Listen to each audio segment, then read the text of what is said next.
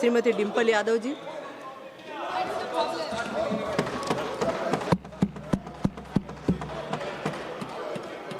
मैं धन्यवाद देना चाहूँगी अध्यक्ष महोदया का, जिन्होंने मुझे इतने महत्वपूर्ण 131वें संविधान संशोधन विधेयक पर बोलने का मौका दिया।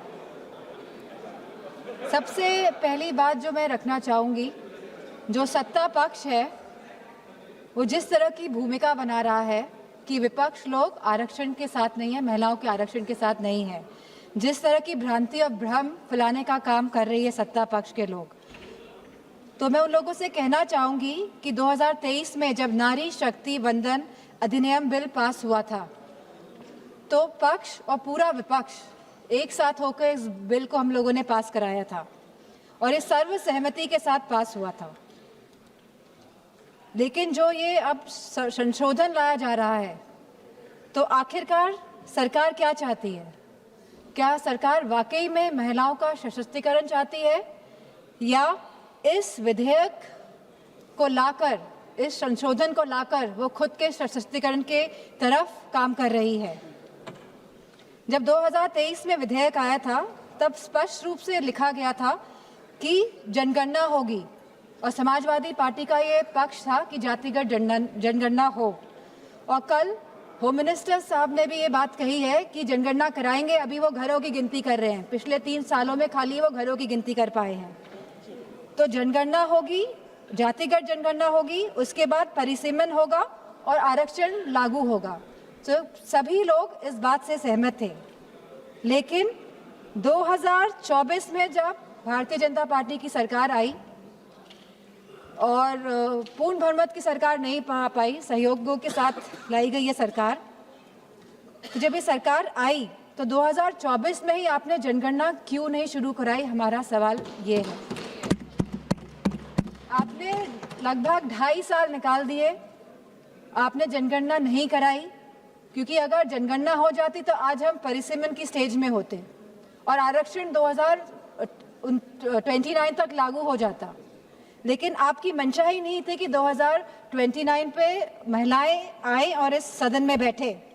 अब अचानक ये जल्दबाजी क्यों दिखा रही है? 2026 में जहां अप्रैल का महीना चल रहा है तो लगातार जल्दबाजी क्यों दिखा रही है? सवाल इस बात पे भी होना चाहिए। तो ये सरकार जल्दबाजी, जो हम समाजवादी पार्टी का मानना है, वह इसीलिए दिखा रही है क्योंकि ये जो डिलिमिटेशन है, जो ये पूरी एक्सरसाइज है, ये सरकार एक हथियार के रूप में प्रयोग करना चाहती है खुद को सशक्त करने के लिए। हमने देखा कि कल गोगो हमारे सांसद कांग्रेस के, उन्होंने कहा कि किस तरह आसाम में डिलिमिटेशन कमीशन का प्रयोग ना होकर किस तरह वहाँ पे चुनाव आयोग जाके परिसीमन कर रहा है और जिस तरह से पूरी प्रक्रिया को अंजाम दिया, और जो सेंसस यूज हुए उसमें वो 2011 के इस्तेमाल हुए। तो कहीं ना कहीं ये बहुत बड़ा प्रश्न चिन्ह उठाता है सरकार पे कि सरकार आखिरकार संविधान में संशोधन क्यों ला रही है, ये संविधान को क्यों बदलना चाहती है, ये क्यों चाहती है कि हमारा संविधान कमजोर हो और सरकार हमेशा सत्ता में बनी रहे। हमारे संस्थापक आदरणीय श्रद्धेय नेताजी ने जब उत्तर प्रदेश में पहली बार महिला आरक्षण लागू किया पंचायती राज में, तब जहां SC/ST महिलाओं को आरक्षण मिला, वही हमारी OBC महिलाओं को भी आरक्षण मिला और हमारी जनरल कैटेगरी की महिलाओं को भी आरक्षण मिला। अब समाजवादी पार्टी चाहती है कि इस आरक्षण में हमारी अल्पसंख्यक महिलाओं को भी आरक्षण मिले। आप क्यों आधी आबादी में बंटवारा करना चाहते हैं? आप क्यों नहीं चाहते हैं कि महिलाएं आगे बढ़े, हर वर्ग की, हर समाज की, हर धर्म की महिलाएं आगे बढ़े? आज हमारी यह मांग है कि आप OBC महिलाओं को भी आरक्षण दें और हमारी अल्पसंख्यक महिलाओं को भी आरक्षण दें। अल्पसंख्यक महिलाओं से तो किसी तरह का द्वेष, किसी तरह की चिढ़ है सामने बैठे हुए लोगों को, लेकिन मुझे पूरा भरोसा है कि जो हमारे यूपी के सांसद हैं भारतीय जनता पार्टी के, वो OBC महिलाओं के लिए मना नहीं करेंगे। तो वाकई में अगर आपको संशोधन लाना था, अगर आपको कॉन्स्टिट्यूशनल अमेंडमेंट करना था, तो आप इस बात का अमेंडमेंट करते कि आप OBC महिलाओं को आरक्षण देने का काम करेंगे। आज जब आप अल्पमत में दिखाई दे रहे हैं, क्योंकि आप जानते हैं कि आपका जो वोट है वो खिसकता जा रहा है कहीं ना कहीं, तो आप इस तरह का भ्रम फैलाने के लिए ये संशोधन बिल लेकर आए हैं, क्योंकि आपका केवल एक ही लक्ष्य है कि जो डेटा, जो कास्ट सेंसस का डेटा, जो जातिगत जनगणना का जो डेटा आएगा, जिससे सबकी भागीदारी सुनिश्चित होगी, निश्चित होगी, आप इससे भागना चाह रहे हैं और आप डीलिमिटेशन की प्रक्रिया से इसीलिए सेंसस को हटाना चाहते हैं, या 20 या 25 साल के सेंसस का आप प्रयोग करना चाहते हैं। आप कहते हैं आप महिलाओं की हितैषी है, आप महिलाओं के बारे में सोचते हैं, लेकिन आज जब मैं यहाँ खड़ी हुई हूँ और जब पिछले कुछ दिनों पहले जब संसद चला और जब कैफ बिल आया, central arm forces police force bill आया, तब आपने जो शहीद हुए, जिन्होंने हमारे देश के लिए बलिदान दिया, जिन्होंने हमारे देश के लिए जो शहीद हुए हैं, आपने उनको शहीद तक का दर्जा नहीं दिया।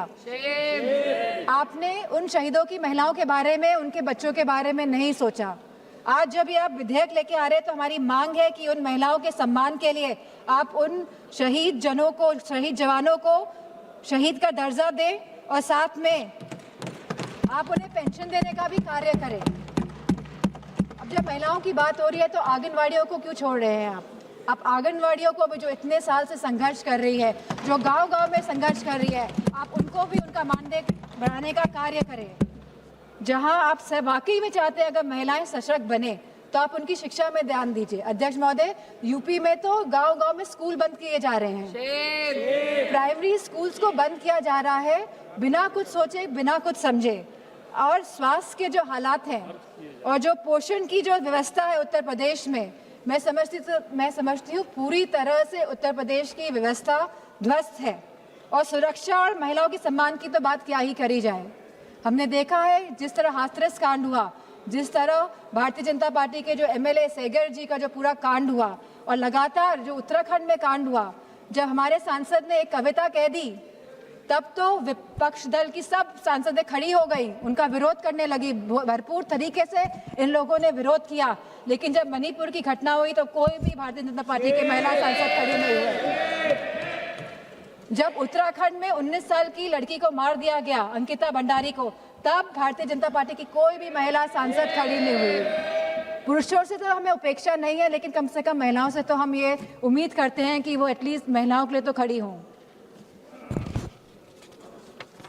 मैं जो ये मोह में है, सत्ता के जो मोह हो गया है भारतीय जनता पार्टी को, जो छोड़ना नहीं चाहते हैं, और जिस तरह से डिलिमिटेशन लाना चाहते हैं, जिस तरह से जातिगत जनगणना नहीं कराना चाहते हैं, जिस तरह से ये लोग चाहते हैं कि सत्ता में बने रहे लेकिन गरीबों को, पिछड़ों को, दलितों को उनका हक, सम्मान, अधिकार नहीं दे, तो मैं कहना चाहती हूँ, क्योंकि कल प्राइम मिनिस्टर जी ने जिक्र किया था कि जब 2023 में ये बिल आया था सबने साथ दिया था, और तब साथ देने पे भी उनकी सरकार आई, लेकिन वो ये ना भूलें कि जब 2023 में बिल पास हुआ था, 2024 में इनकी सरकार आई थी, तो पहले पूर्ण बहुमत की सरकार थी, और अभी कौन सी सरकार है? अभी सहयोगियों के साथ इनकी सरकार बनी हुई है, और आप दोबारा ये बिल लेके आ रहे हैं एक भ्रम फैलाने के लिए, एक इस तरह की भूमिका बनाने के लिए। लेकिन अब जब 2029 में जब चुनाव दोबारा आएंगे तो मेरा पूरा मानना है कि भारतीय जनता पार्टी की सरकार जाने वाली है।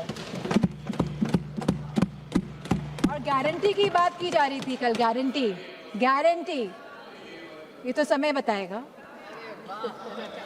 ये तो गारंटी की बात कर रहे थे। बताइए, आपने गारंटी नहीं दी थी कि आप आय दुगनी करेंगे हमारे किसान भाइयों की? क्या आपने गारंटी नहीं दी थी आप 1 पेंशन लेकर आएंगे हमारे नौजवानों के लिए जो शहीद होते हैं? क्या आपने गारंटी नहीं दी थी कि आप 2 करोड़ लोगों को नौकरी देंगे? क्या आपने गारंटी नहीं दी थी कि आप मुफ्त सिलेंडर देंगे?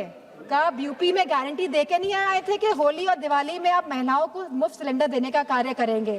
क्या वहाँ के आवारा पशुओं को आप उनकी जो समस्या है उसको सुलझाने का काम करेंगे? आपने नोटबंदी में भी गारंटी दी थी कि आप आतंकवाद को खत्म करेंगे।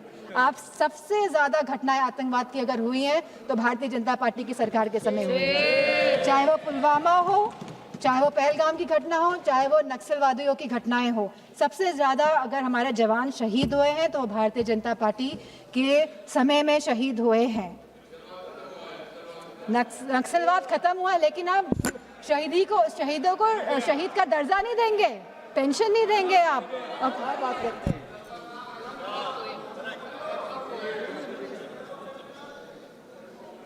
मैं केवल ये बात कहना चाहती हूँ कि बचपन में हम सब ने कहानी सुनी थी रेड राइडिंग हुड की, सब बच्चों ने सुनी है, हम आज भी अपने उसको जहन में रखते हैं कि किस तरह एक नन्ही सी बच्ची जो अपनी दादी माँ से मिलने जाती है, बहुत खुशी के साथ वो जाती है, वो जंगल में भटक जाती है, उसे घर पहुँचने में दादी माँ के रात हो जाती है और जब लड़की पहुँचती है तो हम सभी जानते हैं कि दादी माँ तो वहाँ नहीं होती है, लेकिन वहाँ पे कौन होता है,